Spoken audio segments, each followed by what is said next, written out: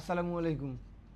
এই যে এখানে টাকাগুলো দেখতেছেন, এই টাকাগুলো আপনারা পাঠাইছেন এই মরিয়মের জন্য।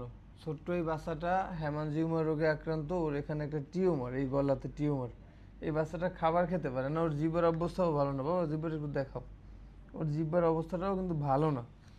তো এইখানে যে 6,50,000 টাকা প্লাস সাহায্য পাঠাইছেন আপনারা, এখানে কারো 1 টাকা, কারো 2 টাকা, কারো 5 টাকা, কারো 10 টাকা, কারো 100 টাকা, কিংবা কারো 1,000 টাকা, আবার কেউ 10,000 টাকাও পাঠাইছেন।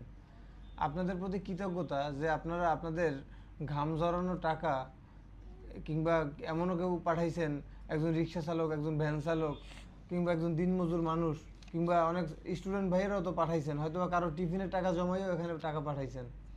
আবার দেখা যায় কেউ বিদেশ থেকেও টাকা পাঠাইছেন, যারা আমাদের দেশের রেমিটেন্স যোদ্ধা প্রবাসী ভাই বোনেরা। তো আপনারা ছিলেন বলেই এখানে এই 6,50,000 টাকা সাহায্য আসছে।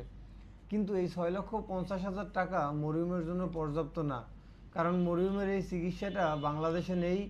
ওর চিকিৎসার জন্য নিতে হবে, উন্নত চিকিৎসার জন্য চায়নার বেইজিং জিন্দু চিলড্রেন্স হসপিটালে, যেখানে শুধু অপারেশনের খরচই বলা হয়েছিল আপনার কত, 22 লক্ষ টাকা শুধু অপারেশনের খরচ।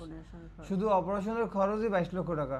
এরপরে যাতায়াত একটা খরচ আছে, বিমান ভাড়া, তারপরে সেখানে থাকা খাওয়ার একটা খরচ আছে, একটা মাস তো সেখানে থাকতে হবে, 2টা অপারেশন করতে হবে। তো এই যে টাকাগুলো প্রয়োজন, মানে আমি আপনাদের উপরে আশা রাখবো যে বাকি যেই টাকাগুলো দরকার আপনারা এগিয়ে আসলে ছোট্ট এই মরিয়মের চিকিৎসাটা হবে ইনশাআল্লাহ। দেখেন একটা কথা হলো কি, মানুষ তো মানুষেরই জন্য, মানে চিকিৎসাবিহীন যেন এই বাচ্চাটার মানে চোখের আলোটা এখানে নিভে না যায়। আজকে এইখানে যে 6,50,000 টাকা, 6,50,000 টাকাও কিন্তু কম কথা না। মানে সত্যি আপনাদের প্রতি কৃতজ্ঞতা প্রকাশ করতেছি। আমি বিশ্বাস রাখি আপনারা যদি চান বাকি টাকার ম্যানেজটাও ইনশাল্লাহ হয়ে যাবে। কারণ এই বাংলাদেশের মানুষ, এই প্রবাসী ভাই বোনরা যদি চায়, এর আগেও দেখেন ওই যে আবরারের চিকিৎসা করাইছিলেন আপনারা, 25 লক্ষ টাকা প্লাস ওর জন্য খরচ হয়েছিল। তারপরেও আপনারা কিছু টাকা পাঠাইছেন। কিন্তু এই যে আচ্ছা, যে কথাটা বলতেছি, আবরারের কথাটা যখন আমি বলছি যে আবরারকে চিকিৎসা করানোর পরে পোস্ট দিছিলাম যে আবরারের চিকিৎসা হয়ে গেছে, তারপরেও কিন্তু আপনারা বলছেন যে আবরারের বাবার জন্য কিছু করে দিতে চান। তখনও কিন্তু আবরারের বাবার জন্য একটা দোকান পর্যন্ত করে দিছেন, কর্মসংস্থান করে দিছেন। আপনার এখন আলহামদুলিল্লাহ ভালো আছে, ওর বাবার দোকান চালাইতেছে, ওরা কিন্তু ভালো আছে। তো সেই জায়গা থেকে আপনাদের প্রতি বিশ্বাস যে আপনারা যদি চান এই মরিয়মের চিকিৎসাটাও হবে সুন্দরভাবে ইনশাল্লাহ। এই মরিয়ম সুন্দর একটা জীবন পাবে, ওর বাবা মায়ের পড়ানো একটু শান্তি পাবে। আসলে এই যে ভিডিও তৈরি করতে আসি, মানে সত্যি বলতে কি দেখেন, এই মরিয়ম কিন্তু আমার মানে ওর মাঝে আমার আপন বোন তা কিন্তু না।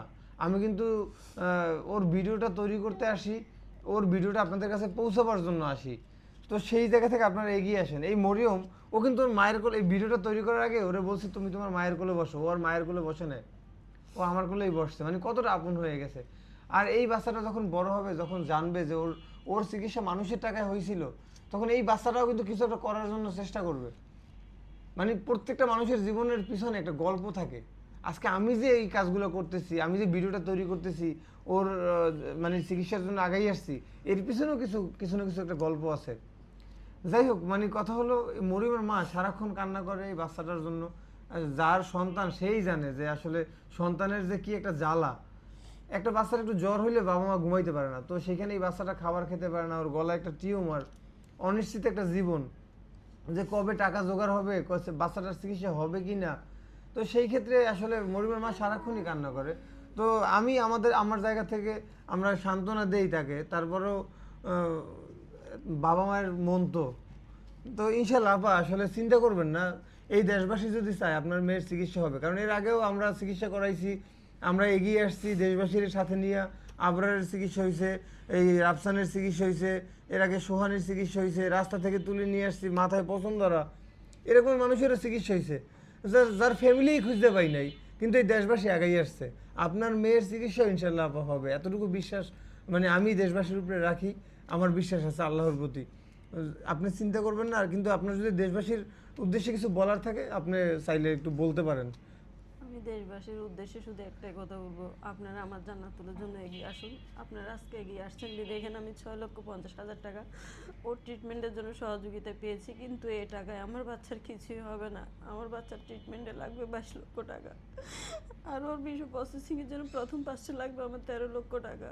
আমার তো এত টাকার সামর্থ্য নেই, একটা টাকারও সামর্থ্য নেই, আপনারা জানেন। আমি আপনাদেরকে বারবার বলছি আপনারা আগাই আসুন, আমার মেয়েটাকে আমার কোলে ফিরিয়ে দিন।